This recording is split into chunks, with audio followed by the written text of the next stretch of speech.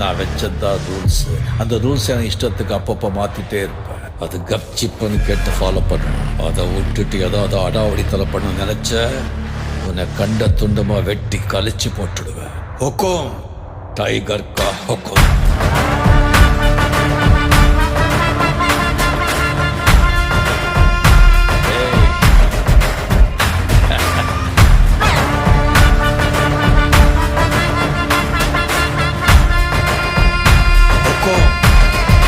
tiger